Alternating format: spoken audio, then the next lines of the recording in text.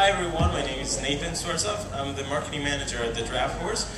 We're located at right next to the Leocura Center on Temple's campus, right next to where the Temple Owls play. Today we have some very special guests with us. We have John Mim and Callie McCurdy from the radio show Transitions. We're going to have a great show tonight, so welcome them and have fun.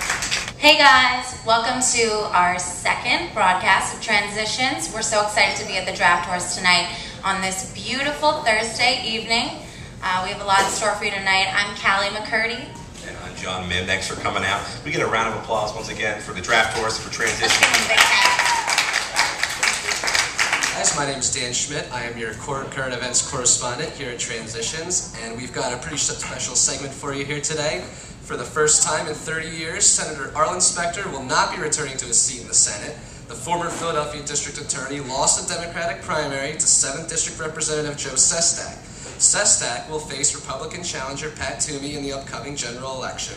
And here to discuss the current political landscape in Philadelphia is Pete Stinson, a political science graduate from St. Joseph's University, who worked alongside former 8th District Representative Mike Fitzpatrick and is currently affiliated with Operation Homefront. Pete, thanks for being our guest today. Good evening. Thanks for having me. All right, let's get to the heart of the matter here. Arlen Specter lost. What are the reasons why? Well, there's definitely a few reasons. One of them being that he decided about a year or two ago to switch his political party from Republican or Democrat. A few reasons for that. One of them being some of his votes very controversial stimulus package, healthcare. I felt like the Republicans were going to reject them, and he needed a party backing along with party funding, so decided to at least try the Democratic side because he has been an independent voice of Pennsylvania for about 30 years. All right, let's switch gears here a little bit. You're a political science graduate from St. Joe's, worked closely with Mike Fitzpatrick. What advice do you have to give to students who are coming out of college, looking to get into the political landscape? Just what advice could you give to them? I guess the biggest piece of advice would be just to get involved. Even just as close as your campus, they have college Democrat, college Republican groups. And that's just sort of where you start to make the contacts.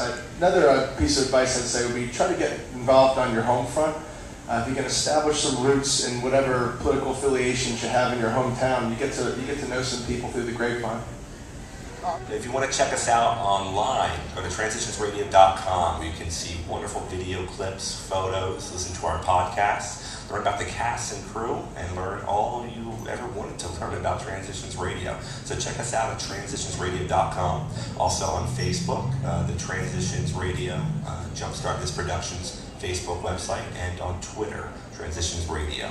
So check us out online. You know, you can also check us out on YouTube. We have some videos up on there. So search Transitions Radio, Jumpstart This Productions. I'm sure we'll come up. And yes, please like us on Facebook. I'm always looking for friends, so you can friend me too. Yeah, as a new radio show, we're our second show in as a production company. It's only 2 months old. All of us starting out fresh. This is hopefully an endeavor that we can get some support behind. So we would always enjoy you either visit the website, like us on Facebook, you know, even like our statuses when we put our status updater. I'll throw that out there. I'm not ashamed. Yep. Hi, I'm Melissa Leon, your lifestyle and travel correspondent. Tonight on Philly's Lifestyle and Travel Trends, I will be talking about great places to travel over the summer. The most popular place to go for a vacation during the summer is the beach, but there are some more surprising places you can go that you wouldn't think you could catch with hand, like the Poconos. I have Lee Lansing here who's going to tell us more about that. How are you, Lee? Thanks, Melissa. I'm great. How are you? I'm doing well, thank you. So tell me about your travel to the Poconos during the summer. What do you do there? Well, during the summer, the mountain I go to turns into a semi-beach resort. So when I go there, there's definitely water slides that I go to and the lazy river that I definitely check out. A semi-beach resort. Wow, where does the beach come from? Well, during the winter, it's all under the snow. They fill the lazy river with sandbags, and, well, the water slides, they're there, but they're just covered up. I heard that Camel Beach in the Poconos has 22 water slides, the most in Pennsylvania. Did you get a chance to try any out? Yes, actually. The biggest one, Titan, was my favorite. It has a lot of steep curves. It's a thrill. That's one of the world's largest slides, being 8 stories high and 3 football fields long. Yeah.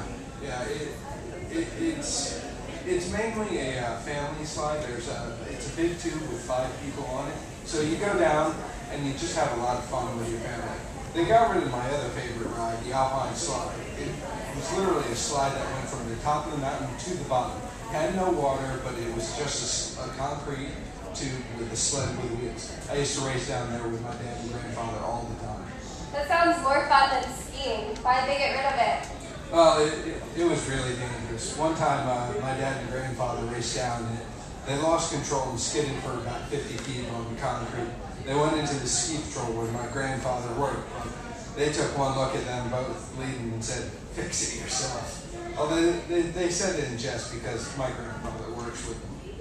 That sounds really dangerous. Now we're going to go to our main guest for the night, Colin Reed from My Favorite Episode. Hey, what's up?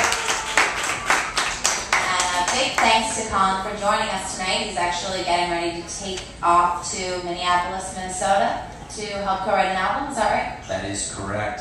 All right. Quickly, do you just want to share with the audience your MySpace page? My MySpace page is www.myspace.com/myfavoriteepisode. And definitely check that out because in looking at your bio, I gotta say, very entertaining. Oh, thank you. Definitely an entertaining story. And you said that you had originally asked Santa Claus for a drum set. And how old were you? I was 12, yes. 12 I years old. still believe in Santa Claus. Get more gifts that way. Well, we'll have to try to get Santa on the show here, but you asked him for a drum set, and you began your soiree in music, but more specifically, you were playing guitar. Over a baseball injury and a power outage, your music career began. This is correct. Can you elaborate on this tale? I sure can. Yes, I will. Basically, what happened was, I asked for the drum set. Christmas morning came, and I came down under the tree with a guitar. Let's just say I was not too pleased about it, so I decided to not play the guitar and had no interest in playing. So a couple months passed. I was always playing baseball growing up, and it was about a week before summer vacation, and I slid and broke my leg in 8 places. Ouch. So summer was over, and so was baseball. So I figured, not a big deal. I'll watch TV, hang out, air conditioning, play video games. And then when I got home, my leg was broken so badly that I wasn't able to move except for to use the bathroom.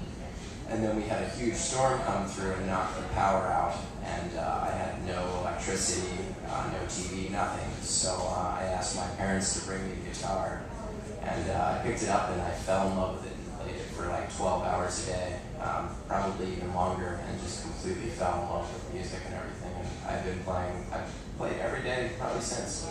It's impressive. Next time the power goes out at my house, I think I'll try to find a new talent as well. Sounds like a good idea. Instead of banking on technology. Hi, I'm Janine Gibbons, your nightlife contributor for Transitions. Tonight I have the privilege of talking to Nathan, who does the marketing here for the Draft Horse. Thank you so much for being on the show. No problem, my pleasure. Oh, it's great. It's so excited that we get to interview someone from this wonderful venue that we're at for our second show. So recently you graduated from Temple University, you were saying last year?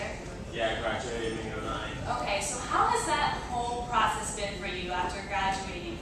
It's been good. I mean, I started, obviously, when your last year of college, you start thinking, what am I going to do, where am I going to work, and you always try to land something that's in your field, and then you're studying, and you get to apply what you studied and what you did, and I fortunately had the chance to, I studied advertising. I graduated from an advertising degree, and Bard here on campus gave me a job to do their marketing. They trusted me, and it's been a great experience. Thank you so much again for joining us tonight at the Draft Horse. We had a great time. Remember to check out Transitions on www.transitionsradio.com, and please come out and visit us next Thursday from 5 to 6 p.m. at the Kitchen Bar in Abington, Pennsylvania. We'll be chilling there next week.